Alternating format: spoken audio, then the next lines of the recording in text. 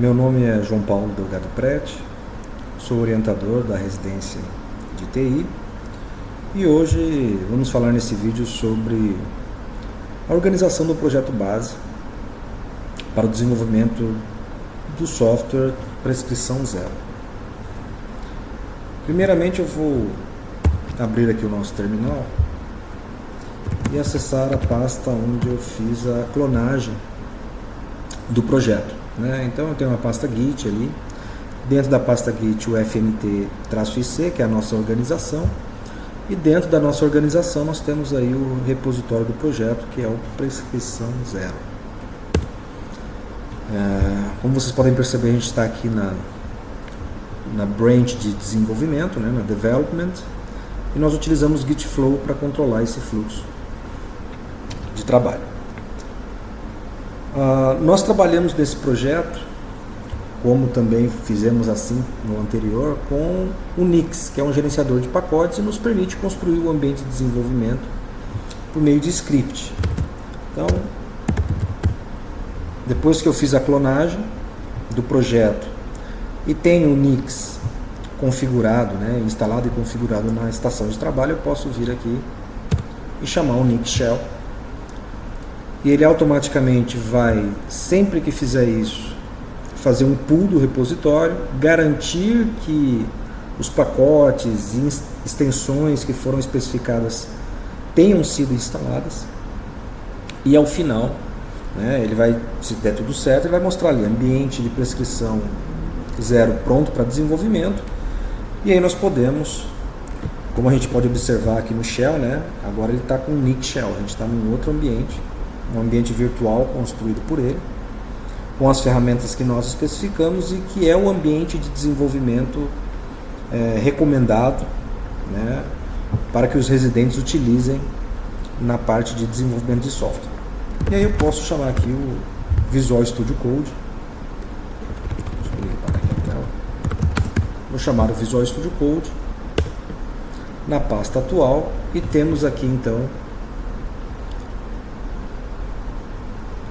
a organização do nosso projeto Prescrição Zero.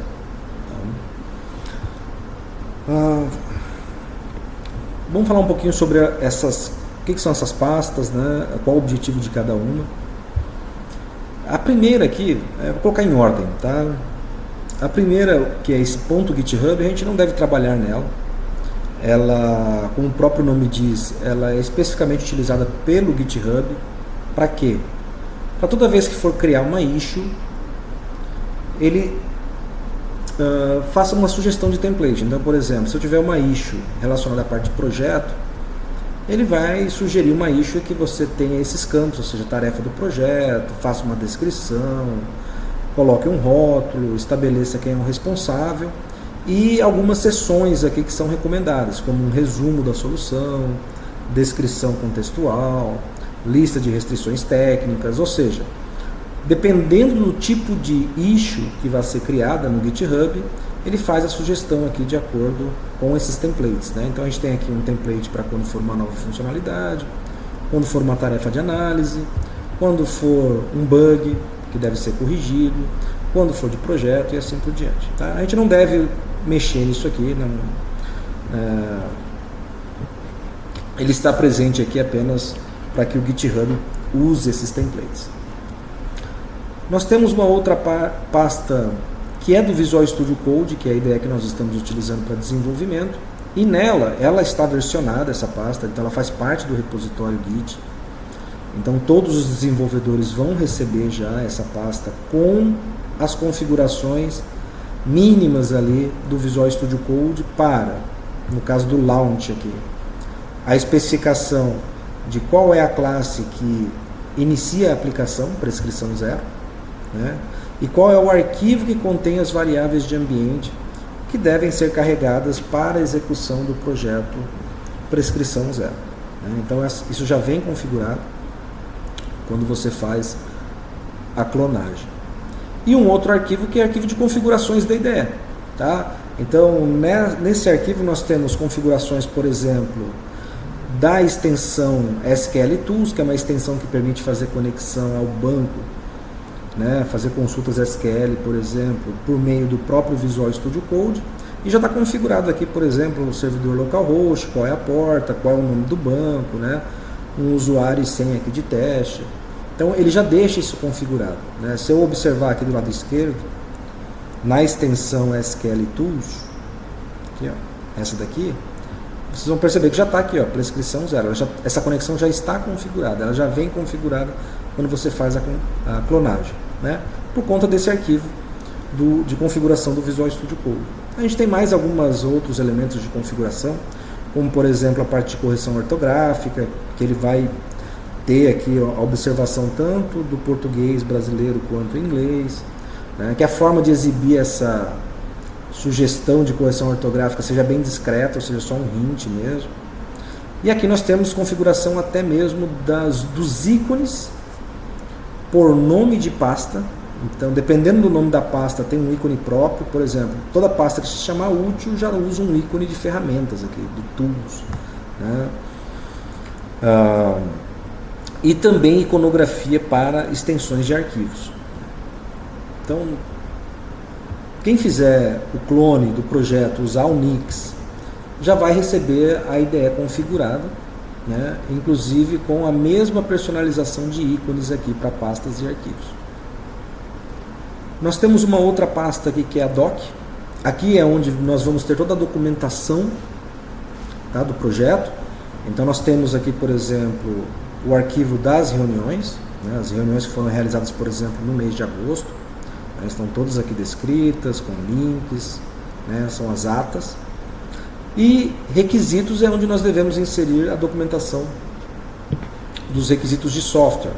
Tá? Então nós já temos, por exemplo, aqui a parte do modelo conceitual. Nós já temos um diagrama desse modelo numa versão inicial modelada, tá? Que é uma base para discussão. Mas o importante é entender que essa pasta doc é onde nós vamos organizar toda a documentação do nosso software. Algumas pastas e arquivos vocês vão perceber que ficam assim nessa cor mais clara, né? Como o log está em cinza claro, target, docker profile, .env. Todas essas que estão nessa coloração cinza clara é porque elas não são persistidas no repositório. A gente não guarda essas pastas ou esses arquivos no GitHub. Então, por exemplo, log, não faz sentido ficar guardando esse tipo de informação lá no GitHub. Isso aqui é só para que o desenvolvedor possa enxergar as informações de log que porventura a aplicação esteja fazendo output, né? Outra, target. A target também é onde nós temos os bytecodes, né? As classes que já foram processadas, né? O arquivo jar da aplicação. Então isso também não faz sentido nós termos lá no nosso repositório. Assim como essa variável docker profile e .env são apenas variáveis que são de interesse da estação de trabalho, né? Então elas são configuradas. Esses dois arquivos em particular, eles são gerados automaticamente pelos nossos scripts. Então a gente nem precisa editar isso. Eu posso apagar e o projeto vai continuar funcionando porque ele vai gerar novamente, né? Mas é só interessante a gente entender que esses arquivos e essas pastas nessa coloração, elas não devem ser persistidas. Se nós formos olhar o nosso arquivo gitignore, nós vamos perceber que nós trabalhamos com um modelo diferente do convencional. Tá? Podem ver que a primeira coisa que eu faço é ignorar tudo, ou seja, está tudo bloqueado, não dá para salvar nada nesse repositório Git. E aí nós vamos simplesmente liberando aquilo que nos interessa. Então a ideia é ser totalmente restritivo e vamos criando uma lista de permissões. Então aqui eu estou descrevendo as extensões que são permitidas e depois quais são as pastas permitidas dentro do projeto. É uma forma um pouco mais burocrática, mas é mais segura, né? Evita aqueles acidentes às vezes com git add ponto e fazer commit de coisas que não são de interesse do projeto, que não fazem sentido estar no repositório.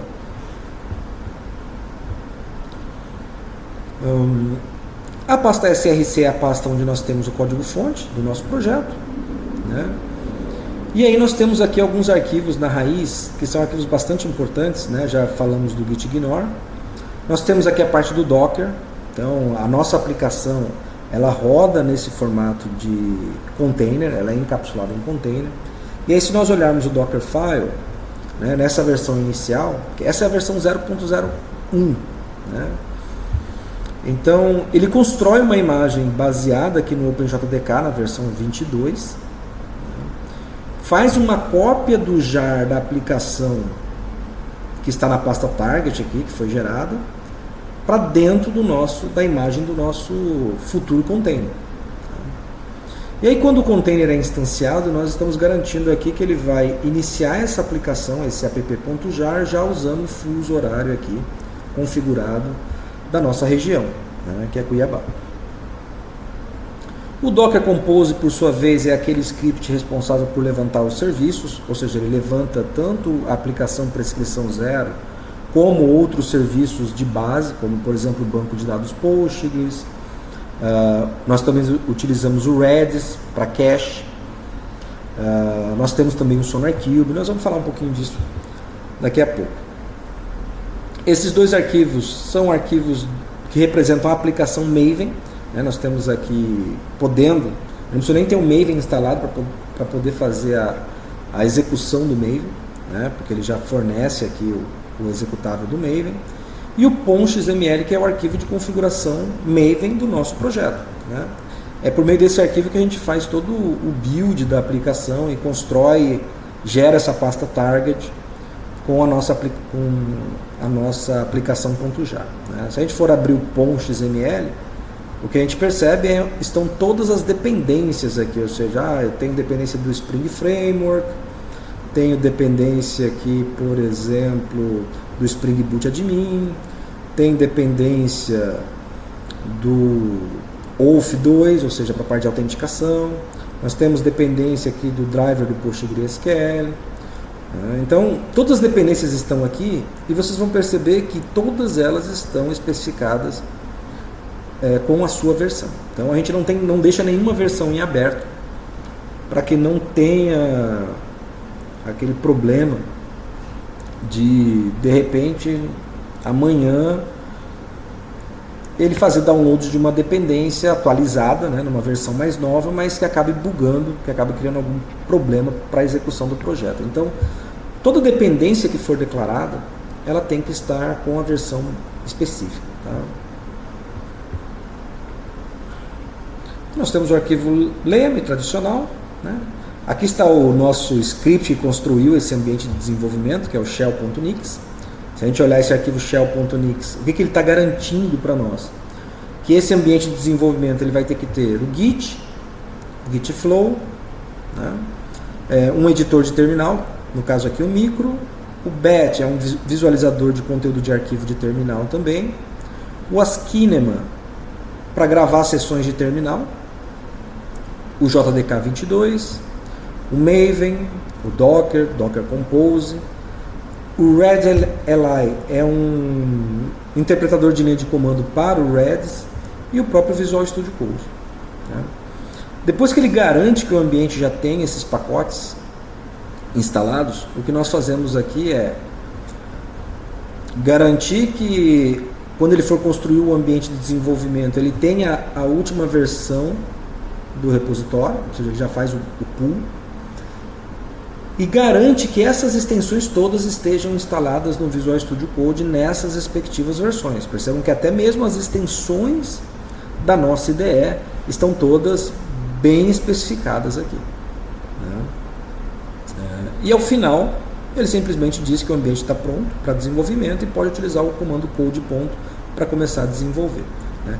Então, nós temos aqui já diversas extensões instaladas e o que o Nix faz é garantir justamente que vocês todos, né, todos os desenvolvedores, todas as pessoas da equipe tenham essa mesma ideia que eu estou apresentando, com esses mesmos ícones, com essa mesma configuração do Visual Studio Code, com essas mesmas extensões que estão aparecendo aqui, Docker, Spring Boot, SonarLint, SQL Tools, teste, né?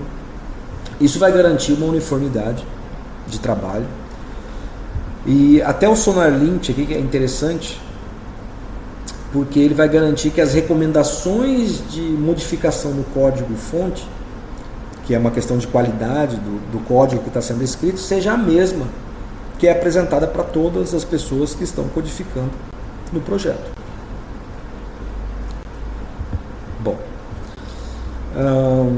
Como é que a gente executa isso aqui? Vocês vão perceber que foram criados alguns scripts. Então, a princípio, esses dois são os mais importantes, que é o start.sh, que é o script para iniciar a nossa aplicação, e o stop.sh para interromper a execução. Quando nós executamos isso, ./start.sh, pode ser -h ou --help, tá? As duas funcionam. O que ele faz? Ele traz um help do script e ele mostra justamente quais são os parâmetros desse script. Nós temos 4 perfis de execução. Nós temos o perfil DB, tá? Que instancia só o banco de dados Postgres. Nós temos o Basic, que é um perfil que instancia tudo que o DB instancia, mais o Redis para cache. Esse perfil Basic é o perfil que vai ser mais utilizado pela equipe de desenvolvimento. Tá? O Admin, que é um perfil que instancia tudo que o Basic instancia, mais uma interface gráfica web para administrar o banco, Postgres, que é o PGAdmin, e o SonarQube, que é uma interface gráfica para fazer a avaliação da qualidade do projeto. E o último perfil é o perfil Full. Ele instancia tudo que o admin instancia, mais a aplicação prescrição zero. Tá? Então percebam que os 3 primeiros perfis não têm a aplicação prescrição zero sendo iniciada, apenas na versão Full é que isso acontece. Eu vou iniciar aqui.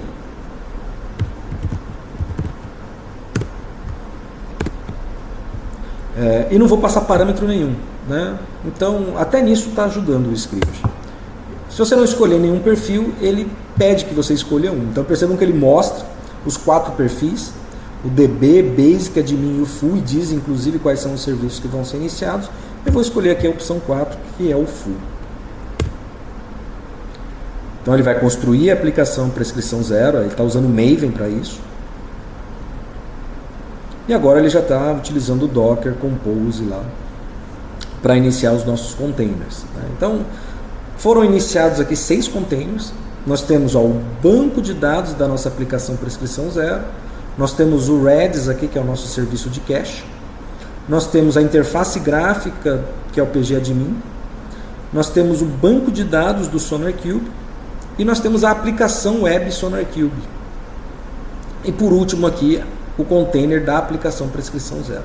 Né? Então, esses são os containers que são iniciados no perfil Full. E aqui a gente já apresenta algumas URLs que são importantes, como por exemplo, cadastrar um novo usuário, a API de login, o endpoint, né, para fazer o login, qual que é o endereço onde eu consigo acessar o PGAdmin, qual é o endereço onde eu consigo informações sobre a documentação desses endpoints, qual o endereço para poder entender, monitorar a minha aplicação, a saúde da minha aplicação, e qual é o endereço em que está o SonarQube. Né? No final, nós temos os serviços e as portas que elas estão atuando. Né? Então, o nosso Tomcat está na porta 8080, o banco no 5432, né? SonarQube na porta 9000 e assim por diante. Eu vou verificar aqui, por exemplo, vou acessar o SonarQube, que está na porta 9000, só para a gente... Desculpa, vou começar pelo monitoramento. Vou acessar aqui o nosso wallboard. Então percebam que ele já tem 1 minuto que essa instância está em execução, que é o prescrição zero. Como ele está verde, nessa cor verde, é porque está ok, ela está funcionando. Se tivesse vermelho é porque deu algum problema na inicialização. Quando eu clico, a gente percebe que está tudo up mesmo. Está tudo funcional, a instância está up, o banco de dados que ela acessa está ok, está up, espaço em disco ok, está respondendo aos pings, o cache também está ok. Né? Aqui nós temos informações de uso de memória, então nós conseguimos enxergar aqui como é que está a saúde da nossa aplicação. Nós temos aqui uma série de informações, eu não vou detalhar isso, tá? Não é o propósito aqui, é uma ferramenta de monitoramento que vale a pena fazer uma investigação. Mas eu vou ressaltar alguns pontos importantes, como por exemplo loggers. Então se eu venho aqui na parte de loggers, ele mostra como é que está a configuração de log da nossa aplicação. Tá? Vocês vão perceber que por padrão só está ativado o nível debug, que é um nível mais detalhado, para classes do nosso projeto Prescrição Zero, ou seja, classes que os desenvolvedores implementaram, né? Classes de terceiros, de dependências, né, de frameworks, estão aqui no formato ou warning ou info, né? Olha lá, warning ou info, ou seja, eu não quero ver detalhes de depuração, né? Se me interessar depois ver algum detalhe, alguma coisa mais detalhada, por exemplo, sobre o que está acontecendo no Code Centric, aí eu venho aqui e mudo para debug, e aí ele começa automaticamente já de forma dinâmica a exibir mensagens desse nível, do nível debug e não do nível warning, né? Então o interessante dessa ferramenta é que ela me permite, sem precisar parar a aplicação, mudar arquivo de configuração, alterar os níveis de logs que me interessam. No Mappings eu consigo ver todos os endpoints aqui, ó, que estão habilitados para a aplicação, né? Nós já temos vários endpoints aqui habilitados. E no Caches, se tem algum cache sendo utilizado. Como não teve nenhuma requisição para a aplicação, não foi criado nenhum cache por enquanto.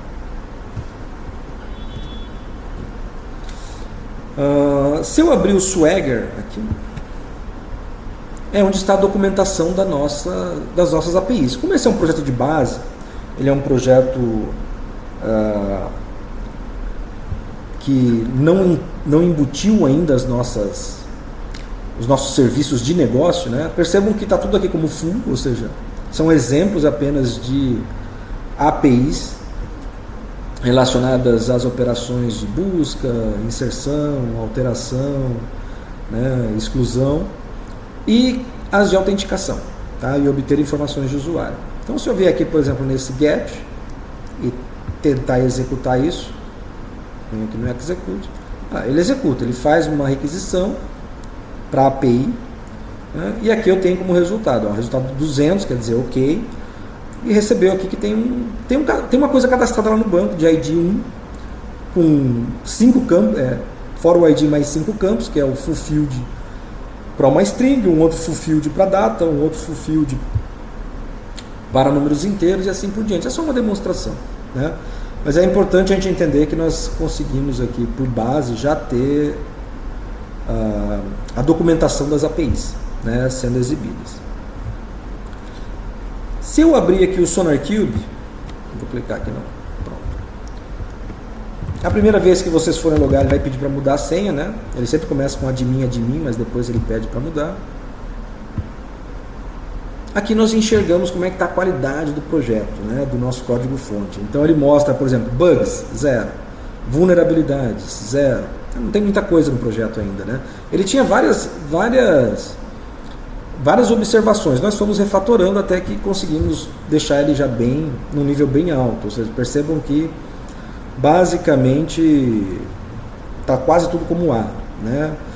A única coisa que ele está apontando aqui de falha é porque a gente não tem cobertura de teste, a gente não está fazendo teste aqui ainda, né? Mas se eu clicar aqui no projeto Prescrição Zero, eu consigo aqui na coluna Issues, nessa aba aqui, ó, verificar quais são os problemas que ele está apontando, que ele está detectando. Esses problemas nós deixamos de propósito, tá? Que é justamente para demonstração. Então nós temos um aqui dizendo que tem um comentário to do que falta finalizar, tá? Ou seja, alguém marcou que tem alguma coisa para fazer e não terminou. E nós temos aqui um caso de teste que não tem algoritmo, é um teste em branco, é um método que está vazio. Então são as duas reclamações dele. Se a gente clicar aqui, ele até mostra, está lá no fullservice.java, tem lá, ó, tem um to do e ele está pedindo, então complete a tarefa e retire esse comentário, né? Se eu olhar o outro aqui, ó, ele está dizendo, ó, tem um método de teste aqui, está até anotado com @teste, mas não tem nada nele, só tem uma linha comentada ainda. Então ele está dizendo, ó, adicione pelo menos uma instrução de asserção, né? Faça pelo menos um teste aqui dentro, ou então retire a anotação de teste do método, ele não está testando nada. Então essas são as únicas duas reclamações.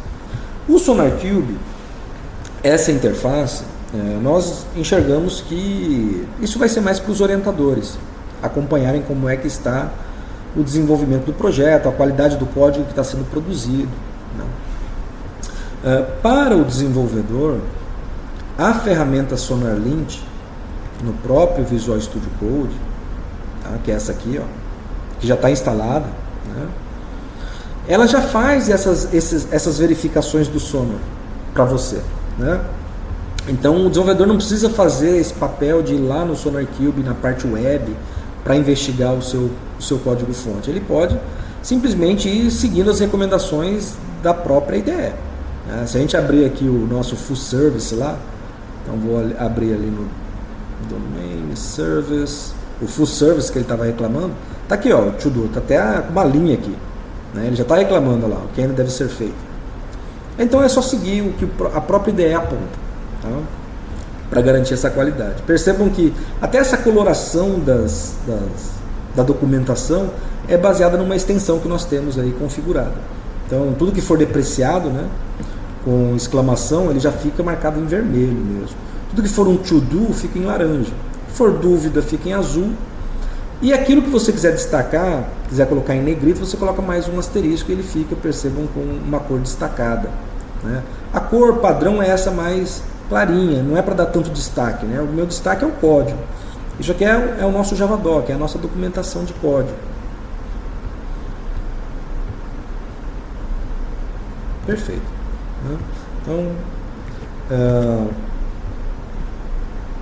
percebam que eu posso agora simplesmente, por exemplo, fazer um stop SH e encerrar aqui a execução do projeto. Por que eu digo que os desenvolvedores vão utilizar mais o formato 2? Que é esse aqui, vai fazer o start e vai usar a opção 2, que é o basic, que é ter o banco de dados e o Redis. Ele é muito mais rápido para iniciar, percebe que já iniciou, foi bem mais rápido, ele não precisa construir a aplicação. Por que ele não precisa construir a aplicação? Porque a gente vai utilizar, os desenvolvedores vão utilizar essa extensão aqui, ó, o Spring Boot Dashboard. Eu posso vir aqui, ó, no prescrição 0 e rodar pela própria IDE. Então, em vez de rodar como container, não, eu quero rodar aqui pela própria IDE, porque eu quero ver todo o outputs aqui de logs, olha lá, prescrição 0, quero ver o que está acontecendo, né? Quero poder de repente depurar, né? Eu tenho a opção aqui de fazer marcadores e depurar minha aplicação.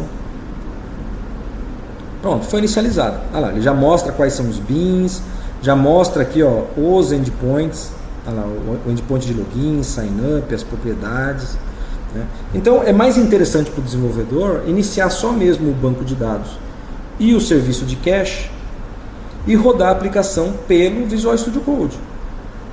Né? Ele já pode aqui, ó, voltar, avançar, né? Se ele estiver depurando, ele pode parar por aqui. É melhor dessa forma, né? Eu posso até testar aqui novamente. A gente vai ver que olha lá, o serviço continua no ar, tá? Tá rodando. Se eu vier aqui e fizer um /full, aí ele chamou a nossa API lá, tá? Trouxe os dados aqui. De um fulfill de um é teste, a data, ele executou, né? Até mostra aqui para mim, ó, que ele fez um select, né? Se eu tentar executar novamente, ó, várias vezes, estou executando várias vezes, ó, ele só faz um select, é porque a gente está com o serviço de cache habilitado, então ele percebe que não precisa mais ir no banco buscar essa informação, tá? Outra observação importante é que vocês podem ver que a URL está padronizada dessa forma. O nosso domínio, barra a aplicação, que é prescrição 0, barra API, barra a versão da API que eu estou utilizando e barra o recurso que eu estou acessando. No caso, barra full, da versão 0.0.1. E eu posso voltar aqui na minha IDE, parar a execução. Pronto, né? Então terminamos a execução e eu posso simplesmente fazer aqui o ponto /stop e rapidamente ele já interrompeu os dois containers que nós estávamos usando, que era o do banco de dados e o Redis, né? Então quando a gente for observar esses 4 perfis, é muito provável que os desenvolvedores utilizem o perfil 2, orientadores utilizem o perfil 3 ou 4, né? O 3 para de repente só olhar o SonarQube e ver como é que está o acompanhamento dos códigos que estão sendo produzidos, ou o 4 quando quiser ver a aplicação toda que já está disponível e fazer testes em cima da API. Mas para o desenvolvimento, eu recomendo fortemente aí o nosso perfil 2. Ok?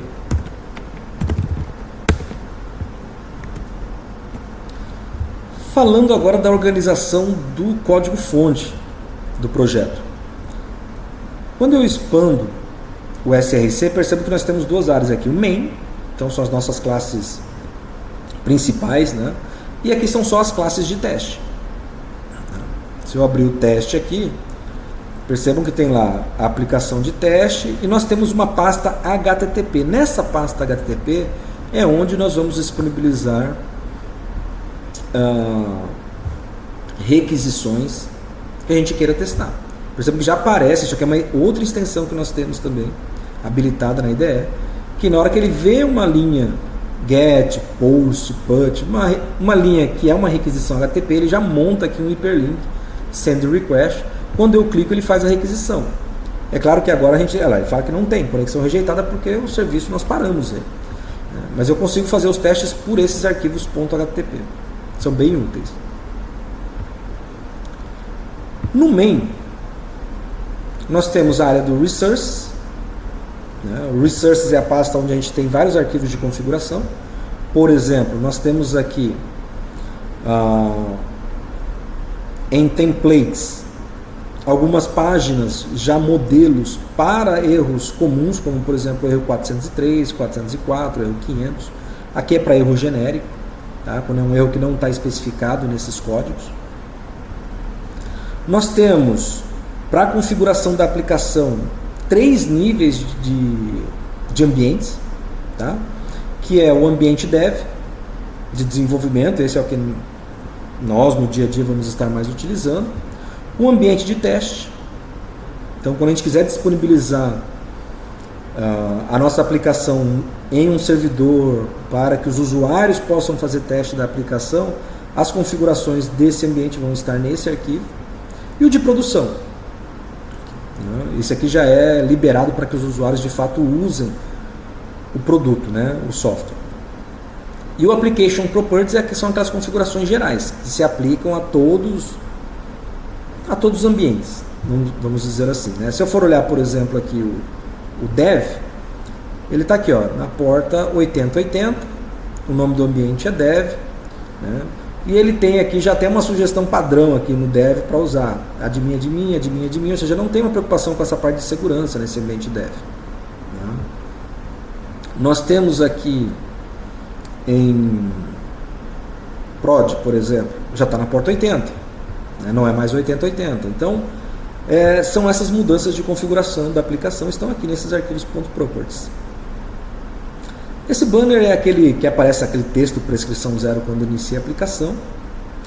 Aqui nós temos algumas mensagens de exemplo, de exceção, que também está internacionalizado. Então, aqui são as mensagens em português, aqui a mensagem em inglês. E o log4j.xml, que é justamente o arquivo de configuração de log. Tá? Então, o que vocês vão observar nesse arquivo é que nós temos basicamente 2 outputs. Ele faz impressão do log no console e também faz por meio de arquivo nessa pasta log. No arquivo que está configurado, nesse log4j, nós priorizamos para que no console não fique muito detalhado o log, seja aquele log mais de info, warning, error. Logs de trace e debug ficaram programados para aparecerem no arquivo. Então, ou seja, se você quiser fazer uma investigação mais detalhada do que aconteceu, é só abrir o arquivo e ele vai mostrar o que ocorreu. Percebo que já nasceu aqui um arquivo 30 de agosto, que é de agora, que eu executei alguns minutos atrás a aplicação. Então a pasta Resources tem os nossos arquivos de configuração e arquivos que são acessíveis também, como templates para páginas web. Já em Java, como é que estão organizadas as camadas da nossa aplicação, de uma forma geral? Em 3 camadas. Então nós temos o domínio, então aqui é onde nós vamos ter as nossas entidades e as regras de negócio. A camada de infraestrutura, Aqui é onde nós vamos ter as classes relacionadas à parte de acesso a banco de dados, classes que precisam se preocupar com recursos de autenticação e autorização. Então, tudo que for serviço de suporte para que a nossa aplicação funcione, tem que estar aqui em infraestrutura. E a camada Application é onde nós expomos as nossas regras de negócio para o mundo externo. Ou seja, aqueles que querem se comunicar com a aplicação Prescrição Zero vão fazer por meio de classes que estão aqui configuradas na camada de aplicação, na camada Application. Então a camada Application é aquela que permite, que fornece aquele conjunto, por exemplo, de endpoints que nos permitem fazer acesso via uma requisição HTTP e invocar então uma regra de negócio que está aqui dentro do domínio. Se eu for abrir o domain, por exemplo, a gente vai ver, nós temos aqui uma pasta Entity, que é onde estão as nossas entidades, como por exemplo o Full, lá de exemplo, e o Service, que é onde estão as regras de negócio. Então eu tenho aqui o Full Service, que são as regras de negócio relacionadas a esse conceito, e as exceções relacionadas a essas regras de negócio. Quando eu olho infraestrutura, eu tenho dois aqui no projeto base, ou seja, eu tenho a parte de persistência, que tem lá, por exemplo, o Full Repository. São as classes que vão se preocupar com a parte de acesso ao banco de dados. Eu tenho também aqui a configuração do cache. Eu tenho em autenticação e autorização, por exemplo, os serviços de autenticação. O serviço que emite o token, JWT. Eu tenho uma pasta de config, que são as configurações relacionadas à parte de autenticação. Então eu tenho aqui a parte de cores, de segurança. Então percebam que até as configurações elas não estão centralizadas, assim, elas não estão num único local. Então se são configurações de infraestrutura, elas têm que estar na infraestrutura. Se são configurações da camada de aplicação, elas devem estar na application. Quando eu abro a application, eu já percebo uma organização um pouco diferente.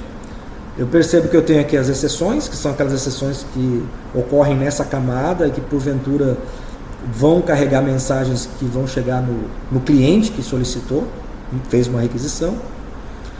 Eu tenho aqui filtros que nos ajudam a capturar algumas requisições comuns, como por exemplo, capturar qualquer erro, capturar qualquer requisição para verificar se ela tem um token válido. Então os filtros fazem isso para a gente. E nós temos aqui os adaptadores. Os adaptadores são aqueles que representam a nossa API REST aqui. Então o caminho lá, o /full, Então eu tenho aqui um Full REST Adapter, é um adaptador para acessar esse recurso full por meio de REST. E se for um Web Service, então seria um Full Web Service Adapter, seria um outro adaptador. Então eu teria adaptadores para cada tipo de modelo de comunicação com a minha aplicação. Então eu tenho aqui, por exemplo, um adaptador para a parte de autenticação, um adaptador que me permite se comunicar via REST ao recurso full. Eu tenho um outro adaptador que me permite comunicar via REST ao recurso de usuário, por exemplo, para cadastrar um usuário. Então o adaptador ele tem esse objetivo. E esse I/O são os inputs e outputs. Por exemplo, para fazer login eu tenho um formato de mensagem. Então eu tenho um formato para fazer login, que é passar o e-mail e a senha, por exemplo. Mas o response já é diferente. No response vai o token e a data de vencimento desse token. Então percebam que quando eu vou fazer uma operação de login, eu vou ter um input, que seria esse login request, e vou ter um output, que seria esse login response. Então esses adaptadores eles vão fornecer essas operações, e essas operações muito comumente elas vão precisar ter um formato de mensagem de entrada e um formato de mensagem de resposta para quem fez a solicitação.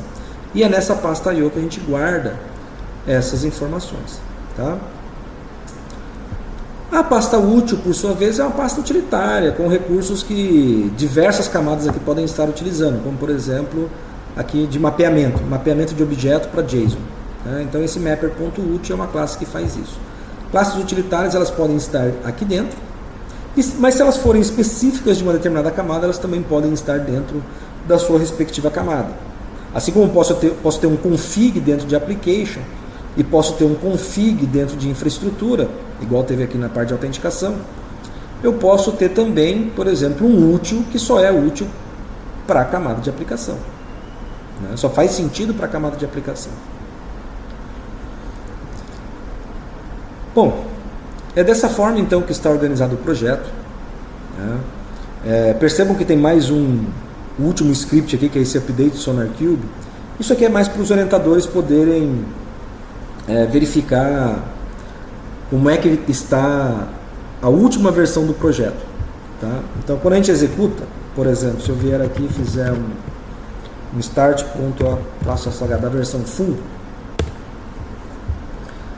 ele vai reconstruir o projeto, vai garantir que a gente vai pegar a última versão da codificação, vai iniciar os containers, instanciar o SonarQube. Pronto, então tá tudo aqui, ó, tudo foi iniciado corretamente, né? As APIs, mesmo as mensagens, né? Monitoramento, SonarQube e as portas dos serviços. Vamos ver só se já iniciou a aplicação, a gente precisa dar um tempo para ela. Vou fazer um Docker Logs aqui no prescrição 0. Ah lá, ele já disse que já completou a inicialização, tá? Então foi até bem rápida a inicialização da aplicação. E o que eu posso fazer agora, por exemplo, é iniciar lá o update sonarqube.sh. Né? Então o que esse script faz? Ele pega a última versão do projeto, tá? Que é a que está aqui, né, que a gente fez pull recentemente, e submete esse novo código-fonte para o SonarQube avaliar. Então vou executar ele aqui. Tá? Essa é uma ação do Maven, tá? O Maven tem um plugin que se comunica com o SonarQube. Ele já está carregando. Pronto. E aí, se nós formos olhar o SonarQube, deixa eu pegar aqui, peraí. Na porta 9000,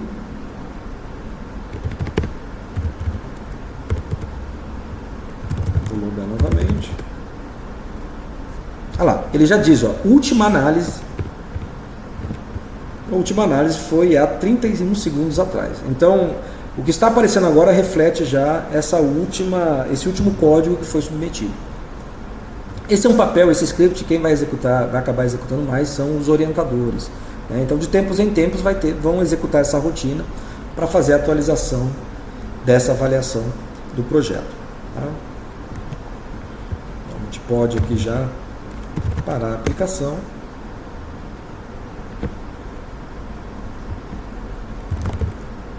Vou sair do Nix, saí do Nix, voltei para o meu ambiente Linux tradicional, né? Meu ambiente Linux normal de trabalho. Vou daqui e vou voltar para o meu Visual Studio Code. Bom, era isso. Espero que tenha sido esclarecedor e que facilite esse início de trabalho no projeto. Mas é importante lembrar, como eu falei para vocês, essa é a versão 0.0.1, né? Então, é claro que conforme nós formos agregando novas necessidades de negócio, novos requisitos vão aparecendo, o projeto ele também vai evoluindo, né? Essa arquitetura também vai evoluindo. Tá bom? Então agradeço a todos e bons estudos.